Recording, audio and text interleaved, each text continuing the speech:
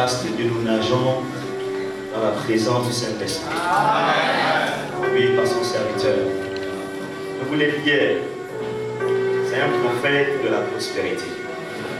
Il est important que vous sachiez que c'est différent, le prédicateur et le prophète est différent. Ma part, les prédicateurs mentent. C'est la vérité. Et à cause de la boucle, il y a beaucoup de dérives. Le prophète qui t'instruit, il dit quoi faire. Tu suis, tu verras les résultats. Amen. Hier, le révérend nous a bénis en nous instruisant comment être prospère. Ça veut dire que l'Église a besoin d'être prospère. Parce que pour influencer, il faut de la prospérité. Amen. Particulièrement, j'ai été béni. Et je crois que ce soir encore, nous serons bénis. C'est la même attente que ce soir. Donnons tout honneur à qui est l'honneur. Est-ce que tu peux m'aider à recevoir ce soir le révérend Lionel Desjacas?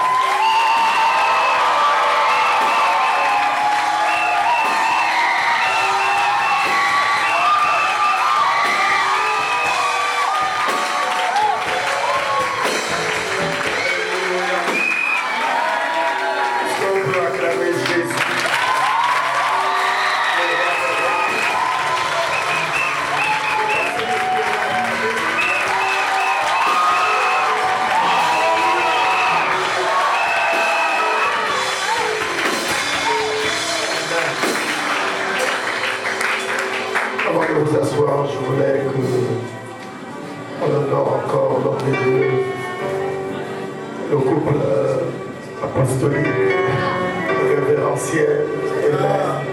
Est-ce qu'on peut mettre nos mains?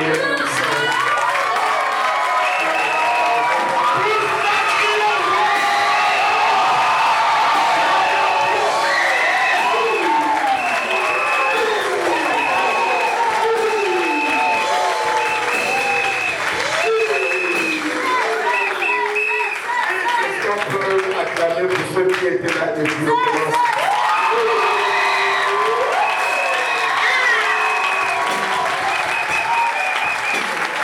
Peut-être que vous ne réalisez pas.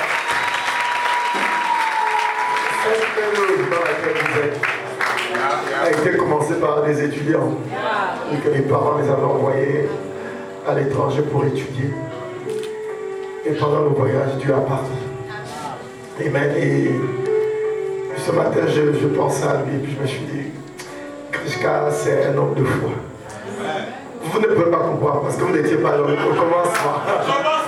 Et bien, vous n'étiez pas là au commencement, mais il a été critiqué, il a été combattu, il y a eu des incompréhensions. Je pense à une période à Accra, on l'a accusé de plein de choses. Amen. Et voici qu'ici nous sommes. Amen. Est-ce qu'on peut encore acclamer Dieu?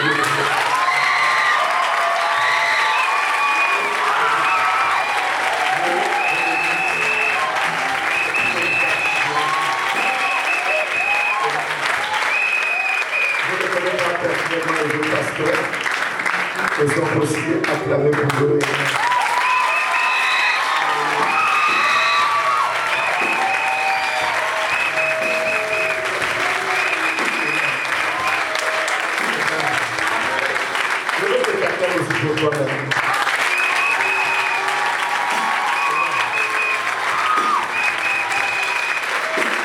Avant de t'asseoir, va vers 5 personnes et salue cette personne vu qu'aujourd'hui c'est le dernier jour de la fête.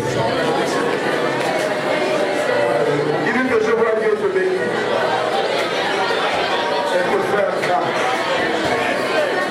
Alléluia.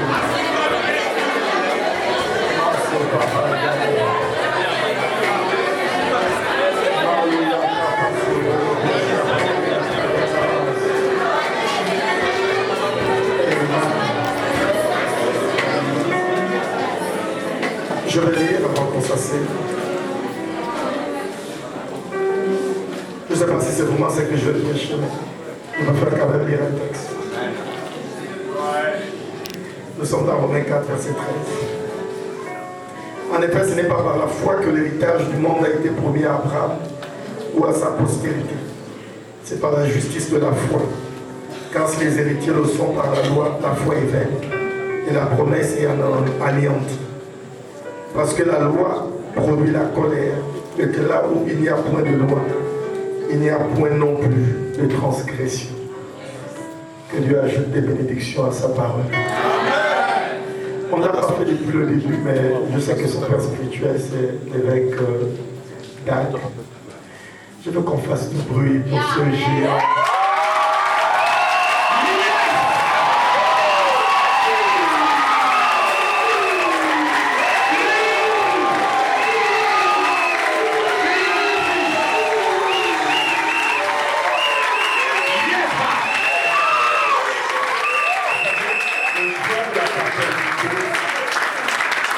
Doit être fait très minutieusement.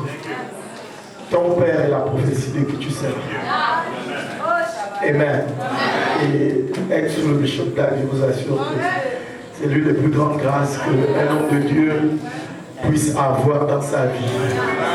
Il y a des hommes, on s'en va à la chapelle des vainqueurs, on dit que quand tu vas à la chapelle des vainqueurs, tu n'as pas besoin de rencontrer Jésus. Si tu rencontres l'évêque seulement, c'est déjà suffisant. Pour que Dieu puisse changer ta vie. Amen. Et il y a quelque chose avec l'appartenance, la filiation spirituelle, les grâces qui découlent du Père, amen, et qui vont sur les enfants. Vous êtes certainement au bon endroit. Et vous ne pouvez pas les faire de lancement. Amen. Et je vais prendre place, Dieu vous bénisse. Mon épouse était censée être là ce soir. Malheureusement, elle envoie ses salutations. Amen. Ce sera peut-être pour une autre fois. Amen. Aujourd'hui, on va être court dans ce qu'on veut dire. Et parce qu'il y a plein de choses à faire aujourd'hui. Amen. Je veux que tu lèves tes deux mains dans le ciel pendant que tu es assis. Je veux que tu pries et que tu lui dises merci pour sa présence.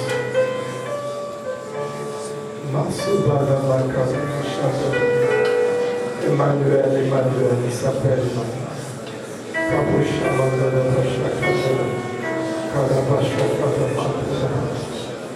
Est-ce que tu peux l'adorer? Dieu le combien il est beau.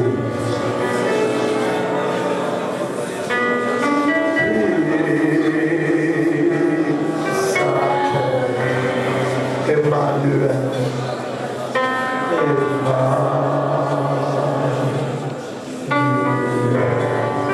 Est-ce qu'on peut le dire ensemble, les chants Emmanuel?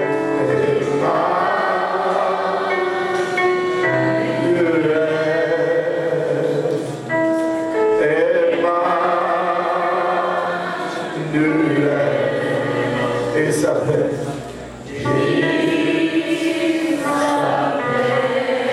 Emmanuel.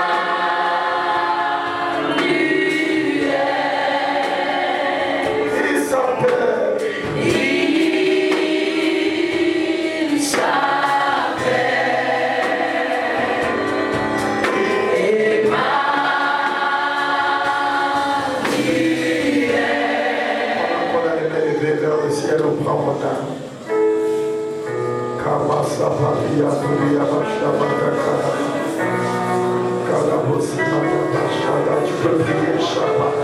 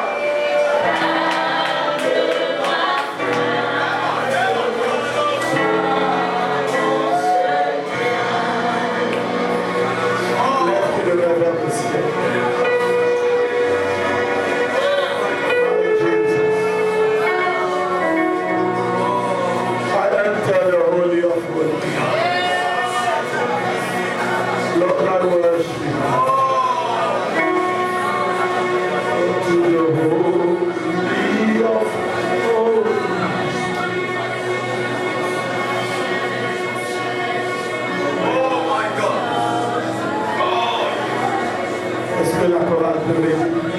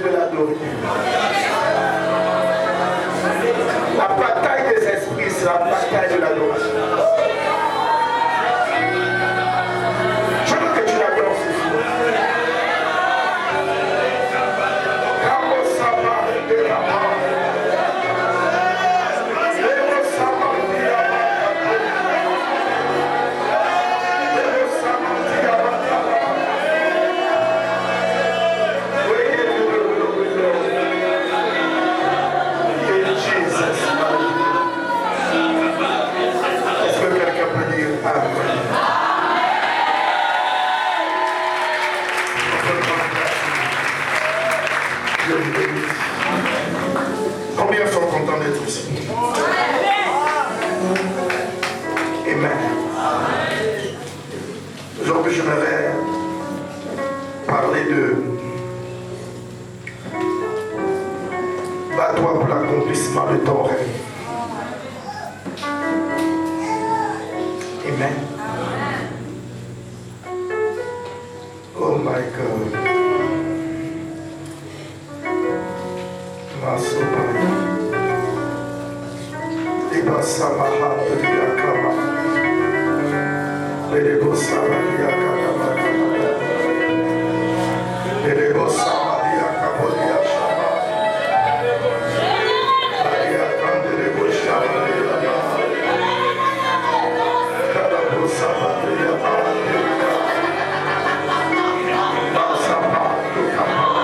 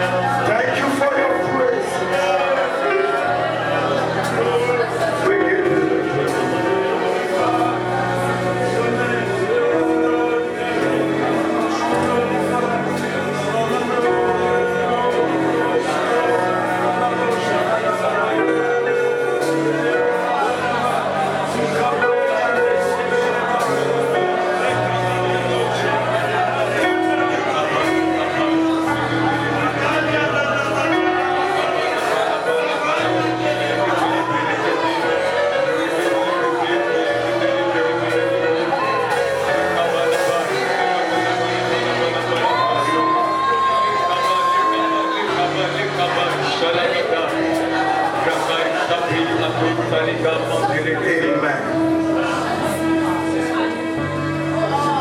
Je ne serai pas long. Alors je pourrais ainsi. À la porte de la Samarie, l'officier sur la main duquel s'appuyait le roi répondit à l'homme de Dieu. Quand l'Éternel ferait des fenêtres au ciel, pareille chose arriverait-elle. Élisée dit, tu le verras de tes yeux, mais tu n'en mangeras pas. Il y avait à l'entrée de la porte 4 lépreux qui se dirent l'un à l'autre, quoi? Resterons-nous ici jusqu'à ce que nous mourions? Si nous songeons à entrer dans la vie, la famine est dans la vie, et si nous y mourons, et si nous restons y, nous mourrons également. Allons nous jeter dans le camp des Syriens. Si nous laissent vivre, nous vivrons, et si nous font mourir, nous mourrons. Ils partirent donc au crépuscule pour se rendre au camp des Syriens. Et lorsqu'ils furent arrivés à l'entrée du camp des Syriens, voici, il n'y avait personne. Le Seigneur avait fait entendre dans le camp des Syriens un bruit de chars et un bruit de chevaux. Le bruit d'une grande armée, et s'était dit l'un à l'autre, voici le roi d'Israël a pris à sa solde contre nous les rois des Étiens et les rois des Égyptiens pour venir nous attaquer.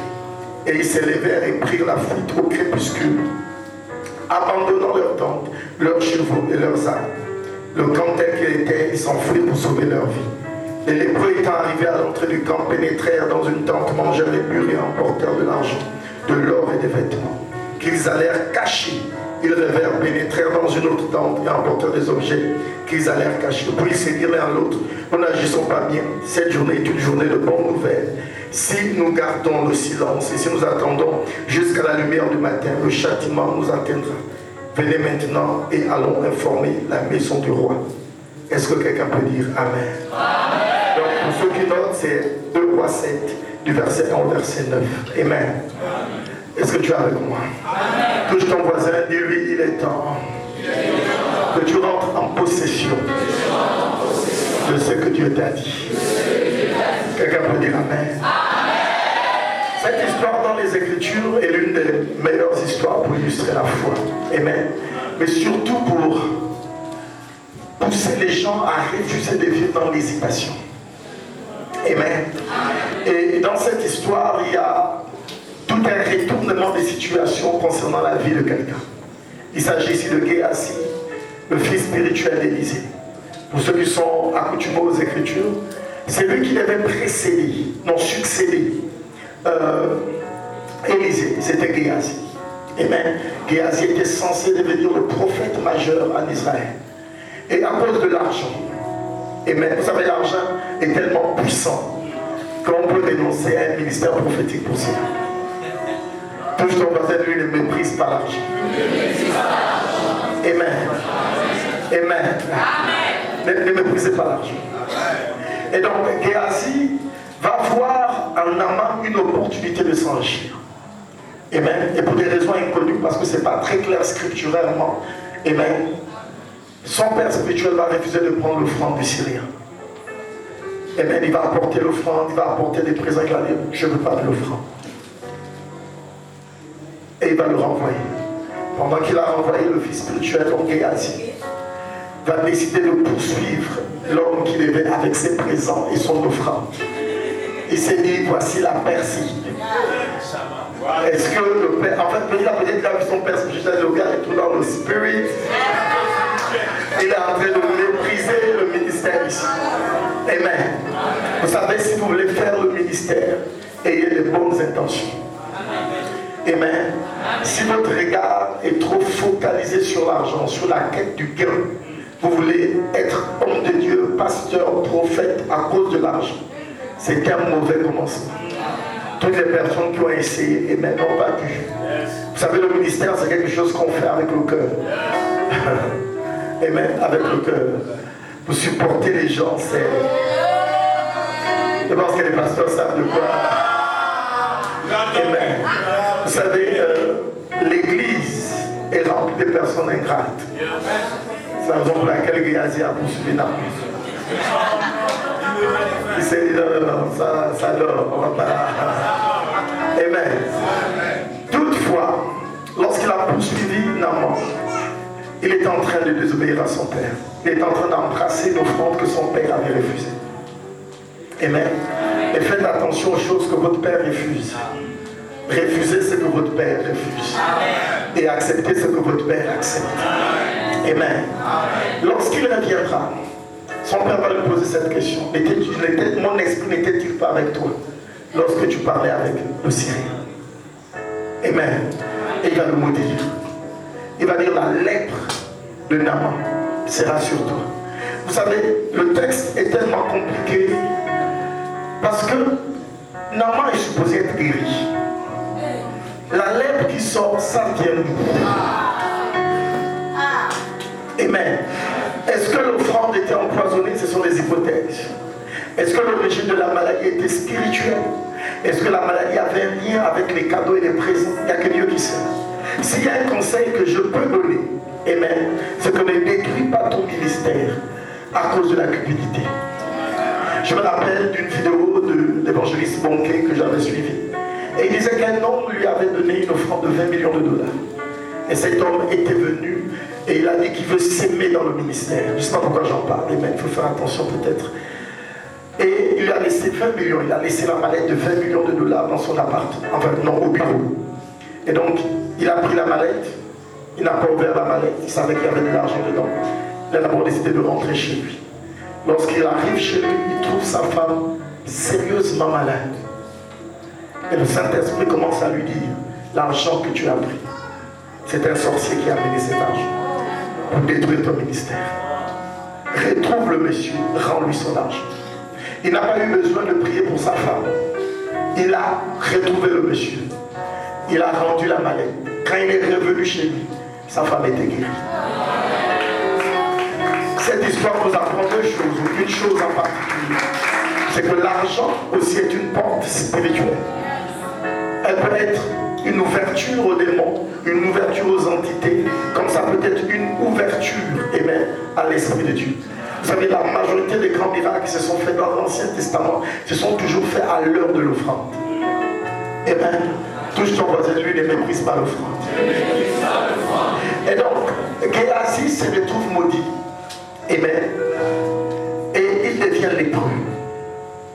Le seul souci avec les lépreux en Israël, c'est qu'ils ne vivaient plus dans la vie. Ils étaient comme excommuniés. On les avait chassés de la vie. Et ils ont créé leur groupe de lépreux. Et ils se sont retrouvés à 4 lépreux. Et ils vivaient maintenant au devant de la Samarie, ou au devant des murs de la Samarie. Vous savez, lorsque la Bible dit qu'il est difficile pour le riche, il est plus facile pour un chameau de rentrer dans le royaume de Dieu, comparé à un riche, amen. Les puits dont il parle, ok, les puits dont il parle, il s'agit des trous qui se trouvaient au devant de la ville. Amen. Pourquoi c'était difficile pour le riche? Parce que c'était des grottes et c'était ça. Ça veut dire que si tu dois rentrer dans la ville et que tu passes par ces grottes-là, amen, on va te prendre pour un mendiant. Parce que c'était comme des égouts. Vous comprenez ce que je suis en train de dire? Amen. Et voici que quelqu'un qui avait la promesse de devenir le père d'une nation dans le prophétique ou bien le futur prophète, amen, se retrouve à devenir mendiant. Que ceci ne soit pas ton témoignage. Que ce que Dieu t'a dit se réalise. Amen. Amen. Un cours rapide. Vous aurez besoin de discipline. Amen. Si vous voulez conquérir votre héritage. Dites avec moi la discipline. La discipline sur votre chair. Amen. Depuis que je suis arrivé, j'ai appris la sanctification. C'est pas normal. Touche ton voisin, c'est pas normal. Amen. Vous devriez être capable de soumettre votre corps à l'obéissance. Vous devriez être capable de le faire. Amen. Vous devriez être capable de vivre consacré. Et la sanctification n'est pas l'absence des désirs sexuels. La sanctification, c'est la confrontation des désirs qui existent. Vous savez, pour que vous deveniez celui que Dieu veut que vous soyez, amen, vous devriez passer par la pornographie, à la fornication, à l'adultère, au mensonge, à la haine, dans le précieux nom de Jésus. Quelqu'un peut dire amen?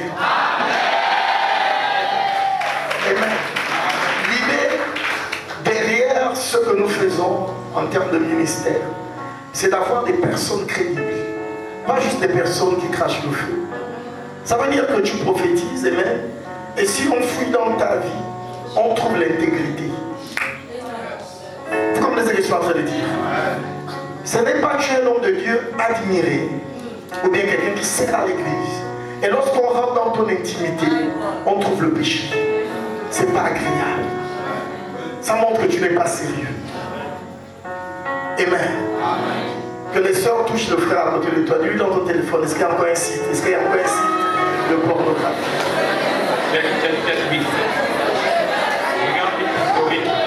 Amen. Que la sécurité récupère tous les téléphones des garçons. Je blague. Amen. Je voyais des frères au fond qui veulent déjà s'élever pour partir. Amen. Dis avec moi consécration. Posez-vous cette question. Si Joseph avait couché avec la femme de Potiphar, aurait-il fini Premier ministre? Je ne dis pas que Dieu ne peut pas faire, mais je dis que faites attention. Amen. Ne sois pas comme Samson. Vous savez, Samson avait un problème de personnalité, de dualité. Le même qui avait la puissance de cet esprit pouvait dormir avec une prostituée. Amen. Et le problème avec ce type de chrétiens, c'est qu'ils finissent par révéler la source de leur alliance et de leur puissance. Et il y a quelque chose que vous devez comprendre avec le péché, c'est que dans le processus, le péché vous affaiblit. Est-ce que l'Église m'entend? Même si les responsables ne savent pas ce que tu es en train de faire, tu es en train de pécher contre toi-même. Amen. Et écoute-moi bien, les bénéfices de ta destinée, c'est toi qui vas te réjouir. Donc c'est à toi de payer le prix de la consécration. Quelqu'un peut dire Amen. Revenons sur Géasi. Quelqu'un qui avait la promesse d'un grand ministère se retrouve lépreux.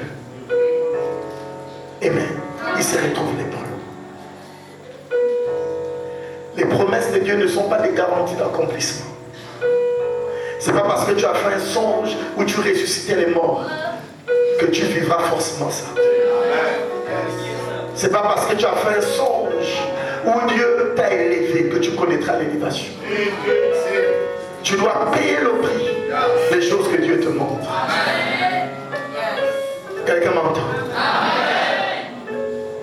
Sois fort, sois brave et sois courageux.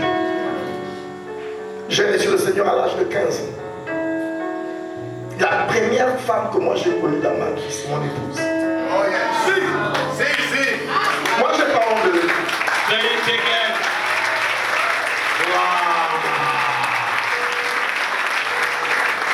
Mais entre 15 ans et la période où je me suis marié, il y avait la tentation.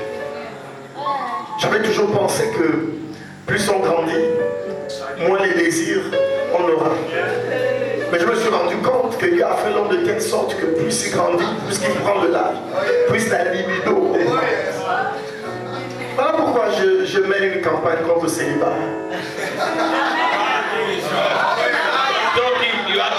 Il faut que tu te maries. Parce qu'il ne faut pas que tu deviennes comme Samson. Tu nous jettes l'onction et quand tu arrives à la maison, tu te masturbes. Touche ton voisin, dis-lui à quoi servent tes mains, à quoi servent.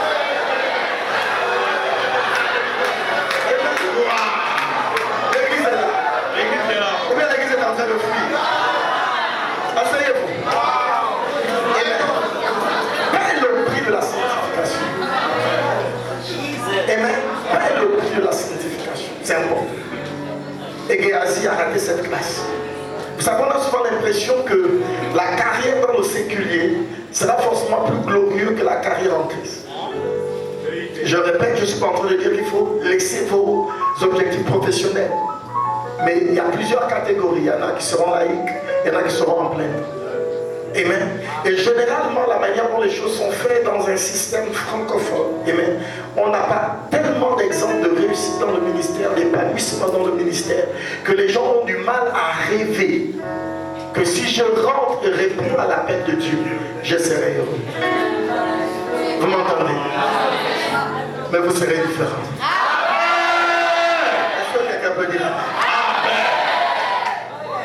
Pendant que Géasi perd le manteau prophétique et qu'il devient mendiant lépreux, quelque chose se passe dans la Samarie. C'est que dans la Samarie, il y a une grosse famille. Au point où les femmes font des tontines. Aujourd'hui, on mange ton enfant. Demain, on mange pour moi. Et le roi de la Samarie, un jour, se baladait dans la ville. Et deux femmes sont venues. L'autre en train d'accuser son ami. Quand on a eu une réunion hier. Aujourd'hui, non, hier c'est mon fils qu'on a mangé. Aujourd'hui, ça devait être son fils. Mais elle a caché son fils. Vous savez, la précarité, la pauvreté est la source de la sorcellerie. Vous comprenez ce que je suis en train de dire? L'argent, le manque de prospérité vous poussera à faire des choses que vous n'aurez jamais imaginées. Que l'argent ne vous fasse pas défaut. Ton amen m'embête. Que tu ne sois pas victime de la précarité. Que tu ne sois pas le jouet de quelqu'un. Est-ce que les sœurs sont prêtes pour la suite? Que tu ne sois pas la chisa de quelqu'un. Si tu es dans une relation chisanique, nous maudissons et nous brisons cette relation. Nous prions afin que Dieu touche les portes, t'accorde l'intelligence afin de devenir indépendant financièrement. Amen. Le manque d'argent perverti. Et voici que Géasi renonce à un manque en pleine famille. Quand les femmes vont vers le roi, c'est bizarre. Les femmes qui se plaignent ne mentionnent pas Élisée. Dès qu'il a écouté les femmes et qu'il a vu le décret de l'iniquité en Samarie, il a dit, si à moins que je ne meure, demain, Élisée va mourir. Je veux couper sa tête. Vous savez, c'est aussi ça le problème avec les manteaux prophétiques, les manteaux et les transferts que l'on reçoit. Ce roi a forcément été fils du roi qui était à l'époque d'Élie. Il y avait déjà eu la famille. C'est Élie qui avait bloqué le ciel. Et donc il s'est dit, si on se retrouve dans cette situation, son fils qui fait les mêmes choses que lui, il peut décanter la situation. Mais le gars ne veut pas le faire. Et pour mon peuple est en train de s'auto-détruire, je vais le tuer. Mais vous savez, pendant qu'il y a la famine, Élisée est dans les réunions avec les anciens. Pendant que le roi décide de le détruire et de le tuer, pendant qu'il a la réunion chez lui, il dit, est-ce que vous entendez ce qu'il dit de moi? Et la Bible ne dit pas que pendant cette période, Élisée est dans le manque. Je prophétise. Quelle que soit la crise ne viendra pas au devant de ta porte. Quelqu'un peut dire amen, je reçois. Je reçois. Que tu prospères au milieu du désert. Mais là où les gens échouent, que tu réussisses. Est-ce que quelqu'un peut dire amen, je reçois? Amen, je reçois. Touche ton voisin, dit, arrière de moi toute forme de crise. Il dit, je ne serai pas dans les crises financières. Je ne serai pas dans les crises relationnelles. Parce que je suis trempé dans le sang de l'agneau. Est-ce que l'église peut dire amen? Élisée est en pleine réunion, en pleine crise. C'est lui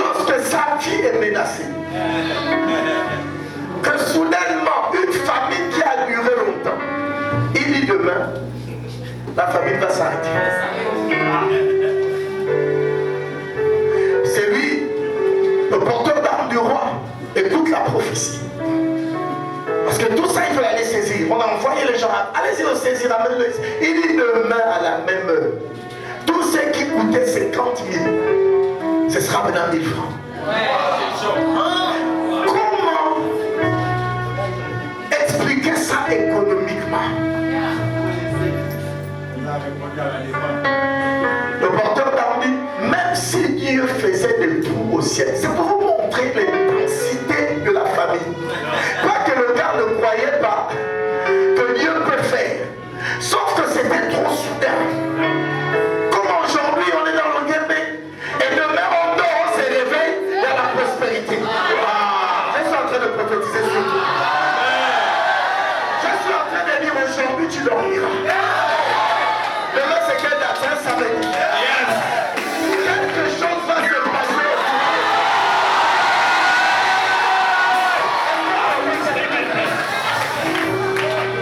Je prophétise et je déclare que le ciel te soit favorable. Je pense avoir déjà prêché ce message dans une église. Et j'avais donné une prophétie. Dans la salle, il y avait un homme de Dieu qui travaille dans les transits. Et il discutait un marché de entre 10 et 20 millions de CFA. Il dit quand on a commencé le programme, c'est même lui qui m'avait invité au programme, voilà, c'était dans son église. Quand on a commencé le programme, on avait remis le marché à une autre compagnie. Donc un jour avant la fin du programme, je prophétise comme je prophétise. J'ai dit demain à la même heure, quelque chose va se passer.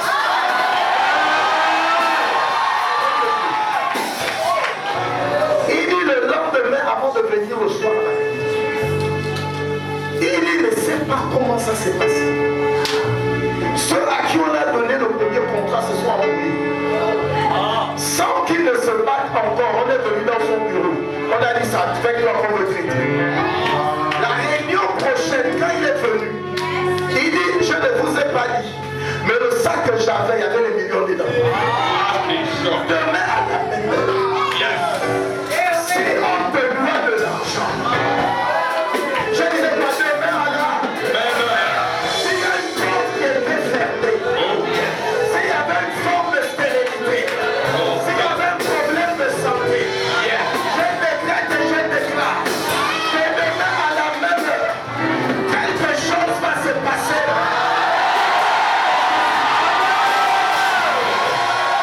Est-ce que l'Église peut dire amen? On a eu une réunion il y a peut-être 2-3 mois. Une des membres, quelqu'un lui devait entre 3 et 5 millions. La personne qui lui devait faisait tourner. Il y a des escrocs pour le réseau. Ça veut dire qu'il a tort, sauf qu'il connaît les policiers, les gens, le droit. Le gars est connecté. Et il n'a pas peur de la prison. Faites attention aux gens qui n'ont pas peur de la prison.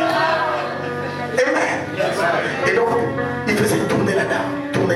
Elle est venue au culte. Et je faisais des déclarations. Vous savez, l'onction sur ma ne se manifeste pas seulement quand les gens tombent.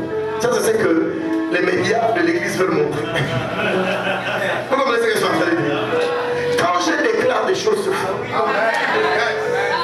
Et donc, je faisais des déclarations que demain, à la même heure, ceux à qui on doit de l'argent, votre argent sera remboursé. Le monsieur qui poursuivait l'avait le nom, ton argent. Je prophétise et je déclare que ce que Satan a pris qui vous appartient, vous soit restitué dans le précieux nom de Jésus.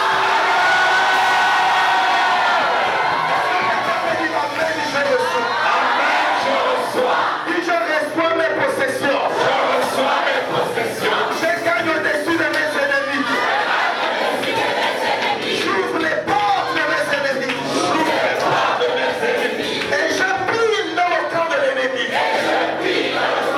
Au nom de Jésus. Ceci arrivera. Et donc, le centenier du roi ou bien le porteur d'âme, il dit c'est pas possible. Vous savez, concernant le prophétique, si tu n'y crois pas, il faut mieux te taire.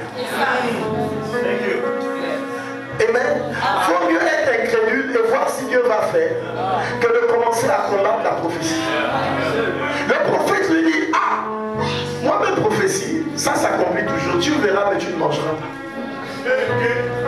Et c'est là où l'histoire devient intéressante. C'est que pendant que Élisée est en train de prophétiser, les 4 lépreux ne sont pas là. Ils sont au devant de la vie. Ils sont en concertation. Certains disent, est-ce qu'on rentre en Samarie? D'autres disent, juste en face, il y a nos ennemis. Et vous savez, c'est incroyable. Les ennemis qui s'étaient installés en face savaient qu'il y avait la famille. Ils se sont dit, au lieu de les attaquer encore, ils n'ont qu'à mourir, à prendre possession de la vie. Les ennemis ne te verront pas. Dis avec moi, seul Jésus a le dernier mot sur ma situation. Quelqu'un peut dire amen.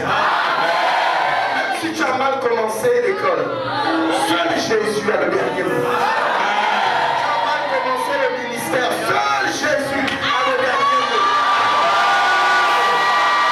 Tu as commencé la vie, seul Jésus a le dernier mot.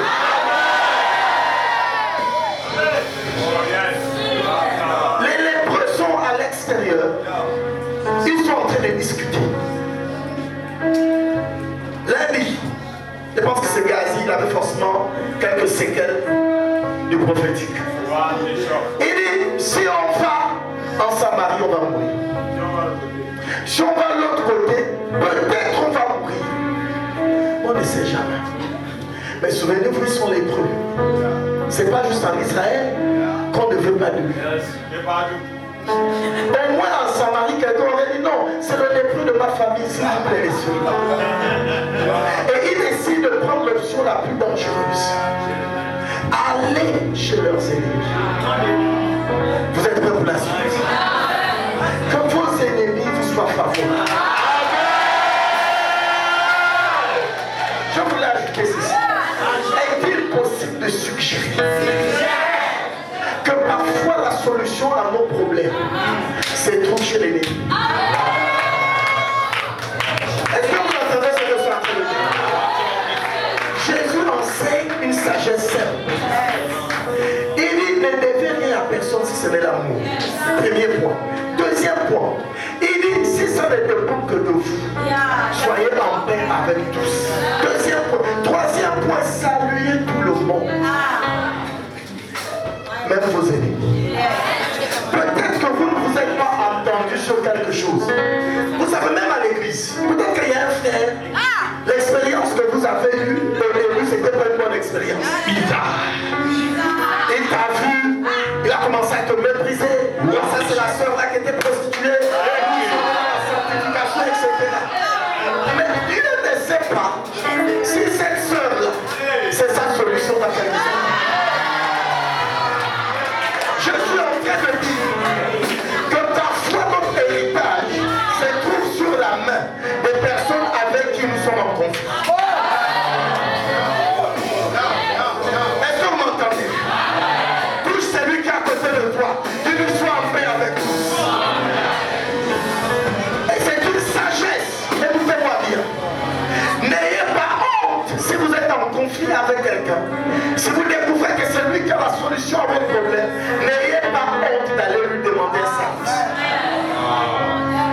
La Bible nous enseigne sur la veuve. Jésus est en train d'enseigner sur la foi et la prière. Il y avait une veuve qui n'avait pas de mari, mais elle avait des enfants. Elle avait un problème au tribunal. Seul souci dans l'histoire, c'est qu'elle connaissait où le juge habitait. Et donc, oui, la Bible dit que c'était un juge unique. Il n'avait point égard. Ça, c'est quelqu'un qui avait réussi. Vous voyez, il était riche. Voilà, exactement. La dame a fait comment? Première tentative. Je pense que le juge savait qu'elle avait raison. Mais comme elle était veuve et peut-être pauvre, il n'a pas voulu lui donner raison. Parce qu'un juge normal aurait dit sécurité, qu'elle ne vient plus chez nous. Qu'est-ce que la dame a fait? Première tentative. Le gars dit non. que non ne veut pas dire non. Deuxième tentative. Le gars dit non. Troisième tentative. Et le gars dit toujours non. Elle n'est pas ébranlée. Il y a une sagesse que j'enseigne à l'église. C'est la sagesse de recevoir les choses, même si on te les donne à contre-cœur. La majorité des personnes ratent des choses parce qu'ils veulent que toutes les personnes qui leur donnent des choses, puissent le faire avec le sourire. La question que tu dois te poser, c'est est-ce que tu veux cette chose ou tu ne veux pas? Est-ce que tu veux les 7 sœurs ou tu ne veux pas? Est-ce que je parle à l'église? Est-ce que tu veux les 7 emplois ou tu ne veux pas? Imaginez que la sœur vous ait dit non pendant plusieurs années. Et puis vous l'avez même vu à l'église avec un autre frère. Quand tu es soumis à ton père, il a dit allons fiançailles de la sœur. Tu as assisté, ton cœur n'était pas en paix. Mais tu étais quand même là pour respecter l'homme de Dieu. Mais là, par miracle, ta relation n'a pas abouti.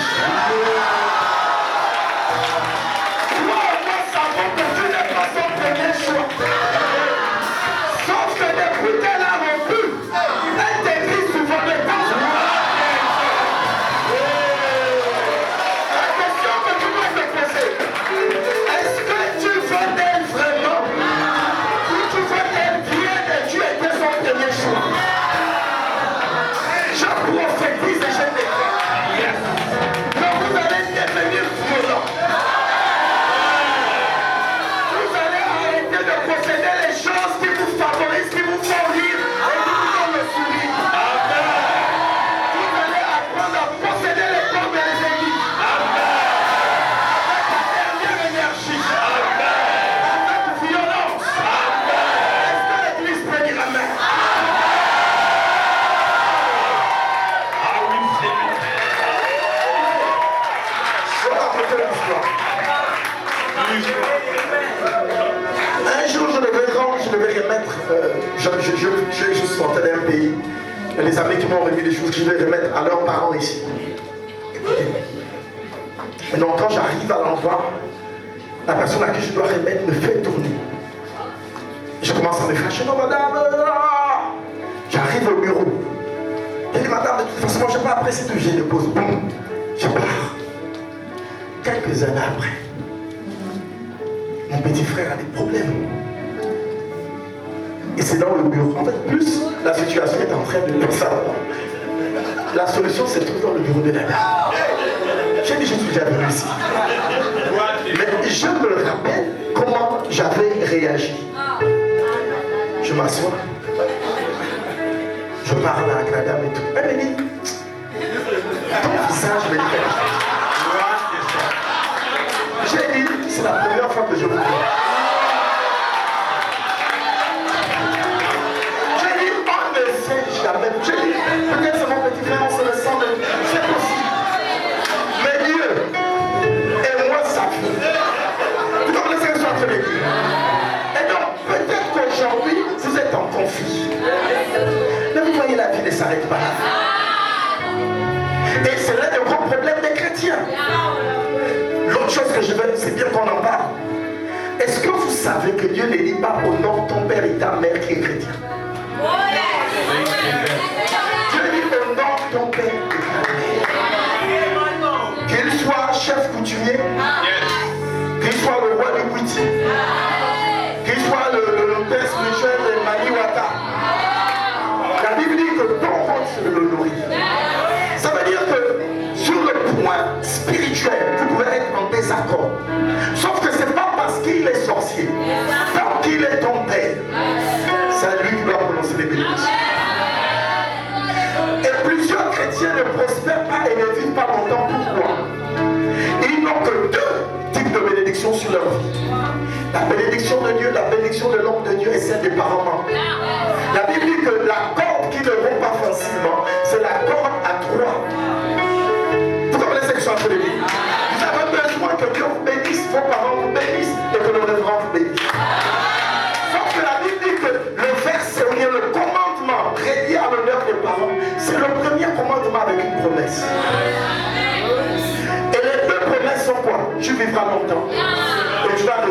ce que tu fais. Pourquoi les jeunes meurent? Je n'ai pas parlé de père spirituel. Il y en a ici qui ne s'entendent pas avec leur père, leur mère, leur tuteur. Il y en a qui sont orphelins. Ils t'ont pris dans leur maison. Tu es orphelin. Tu as perdu ton père, tu as perdu ta mère. Mais ils ont eu la foi de te prendre. Peut-être qu'ils ne t'achètent pas des cadeaux comme ils achètent à leurs enfants. Mais écoute, honore. Amen. Amen. Il y a des gens ici, les portes ne s'ouvrent pas parce qu'ils manquent l'honneur des parents. Réconcilie-toi avec ton père. Et réconcilie-toi avec ta mère. En général, les infortunés dans l'histoire, c'est toujours les pères. Parce que les mères jouent toujours le rôle des gentils. Mais vous savez, une maison qui a l'équilibre, vous êtes comme vous êtes, avec des principes et des objectifs de vie. Parce que vous n'avez pas juste été élevé dans l'amour et la douceur.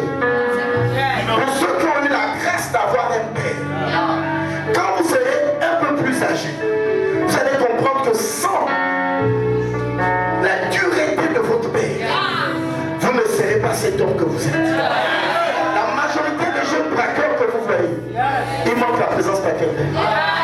Ce soir, le père est décédé.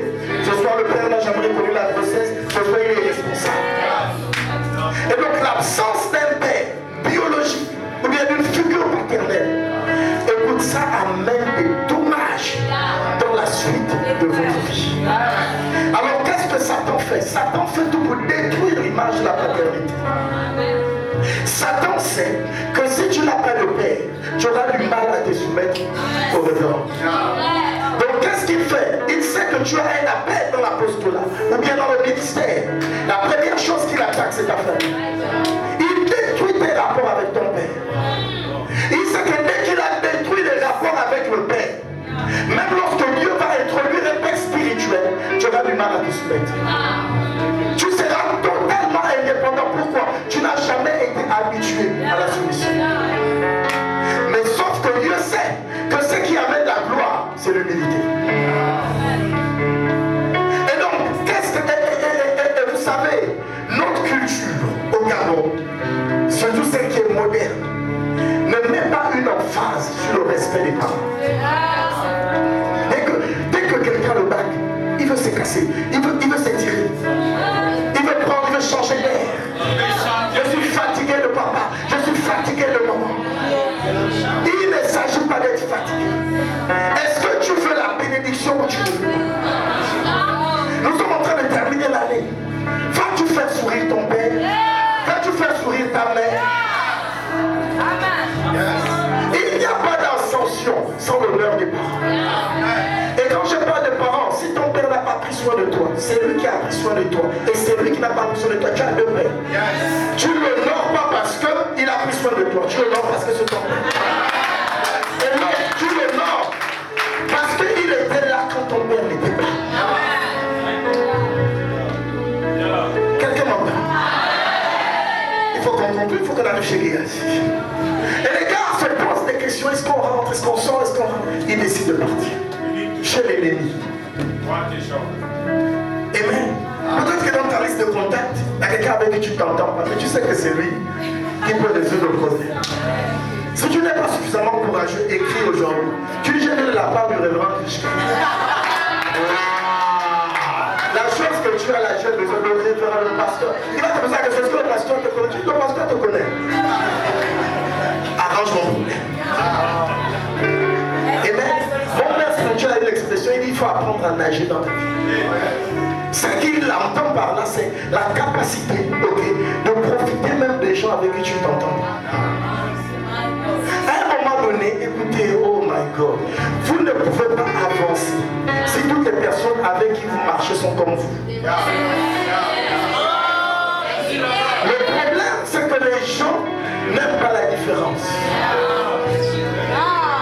Mais si tu ne marches qu'avec des gens qui sont comme toi, tu ne pourras pas, parce qu'ils ne vont rien t'apporter de plus. Tu ne peux plus apprendre, tu ne peux plus progresser. Et donc tu as besoin de personnes qui ont la capacité de te dire non, là tu as chié.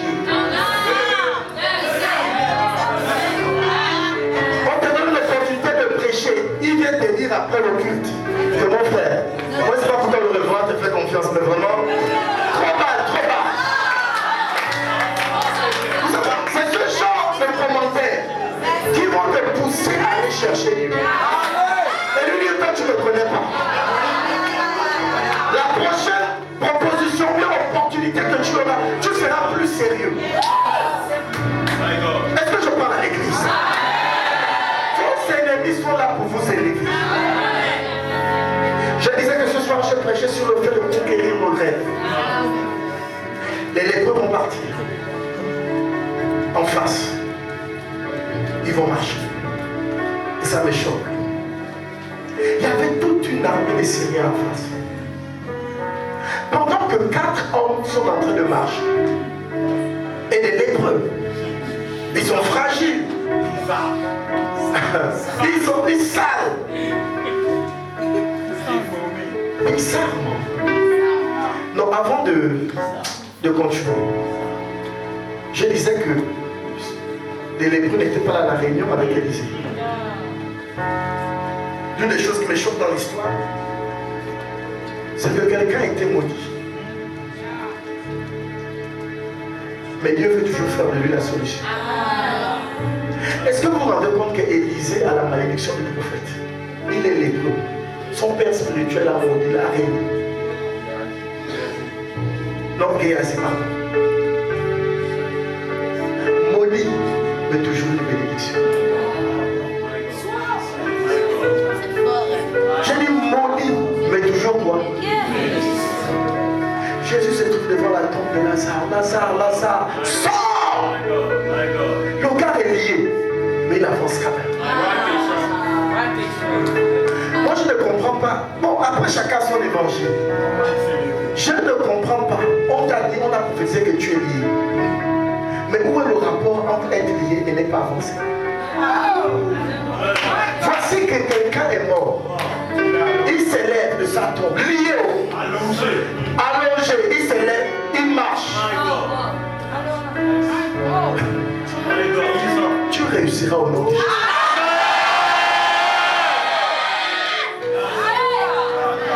Oui, c'est lui qui est à côté de toi. Et lui, même si je suis lié, j'avance quand même. L'église est là. Jacob prend la bénédiction d'Ésaü. Et Ésaü est supposé être maudit. Parce que les paroles, la prière de son père ne ressemblent pas à la bénédiction. Le jour où le révérend fait ce genre de prière sur vous, avant de dire amen, il faut dire révérend, je vais d'abord réfléchir. Et bien, on lui dit que ce sera dur, sa vie sera dure. Des années plus tard, il retrouve Jacob, qui vient de devenir Israël. Ils ont le même décret de richesse. Au point où ils ne peuvent pas cohabiter dans la même richesse. Quelqu'un de maudit qui est devenu riche. Je ne suis pas contre la consolation que tu recherches dans le fait qu'on te dise que tu es maudit. Mais même ceux qui étaient maudits dans la Bible ont fini milliardaires. Donc, toi, c'est quel type de malédiction que tu as? Mais vous voyez, ça c'est juste pour parler de quelque chose. Pour vous dire que quel que soit ce qui vous êtes, comment vous avez commencé, quels ont été vos échecs, il n'est jamais trop tard. Même si ça fait 5 fois que vous avez raté le bac, votre vie ne dépend pas de cet examen. Quelqu'un peut dire amen. Je déclare et je prophétise que tu réussiras. Si le processus est difficile, je vais dire que tu réussiras. Est-ce que l'église peut dire amen? Si tu es né dans la famille la plus pauvre, que tu puisses connaître, ça veut dire que quand tu demandes quelle est la famille la plus pauvre que tu connais, tu dis c'est ma famille. Même si tu es né dans cette famille,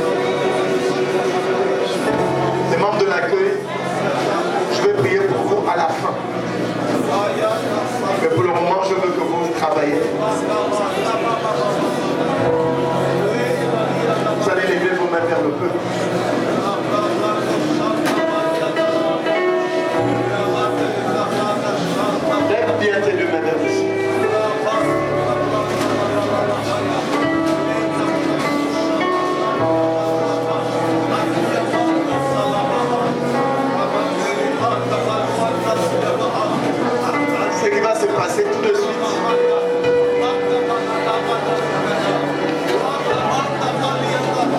Homme de Dieu, je vois qu'on est tourbillon dans la salle.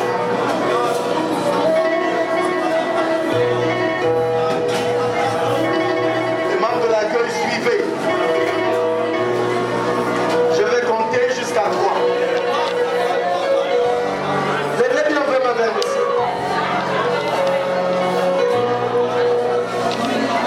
C'est bizarre, j'entends réveil, réveil, réveil, réveil.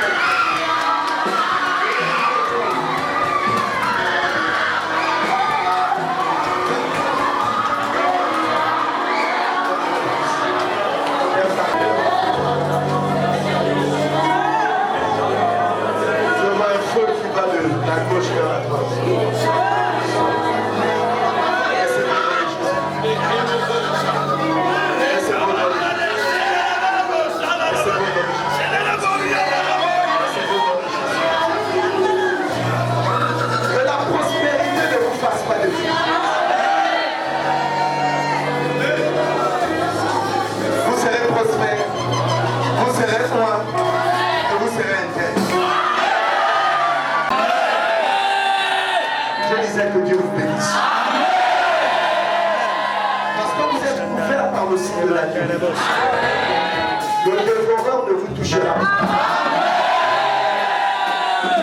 Parce que vous avez sauté. Les gens de votre maison seront protégés.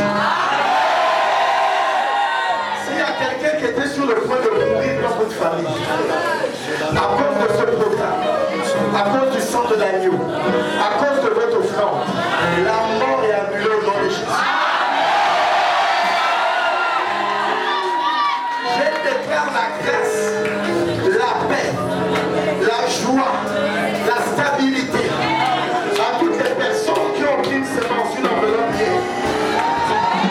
Une huile blanche, soit sur les plus grands donateurs. Amen. 250 000, 100 000 francs, 50 000 francs, c'est bien une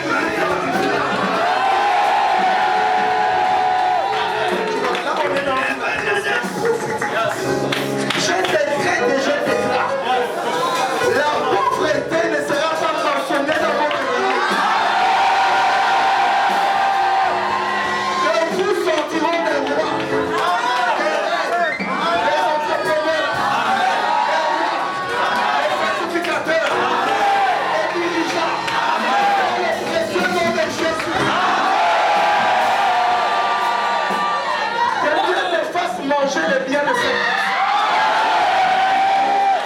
il y a tout le peuple du pétrole, du manganèse, du diamant. Je déclare qu'avoir les terrains ne sera pas de problème.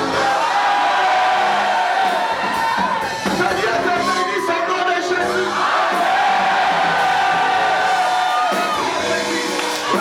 Le succès dans tes études. Si tu es lycéen, tu vas réussir.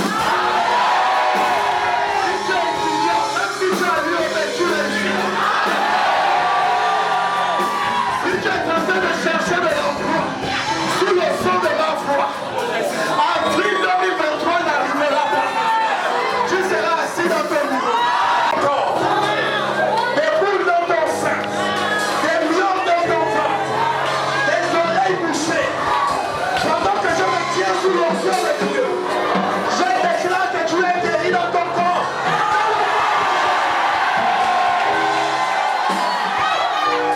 Que Dieu te bénisse.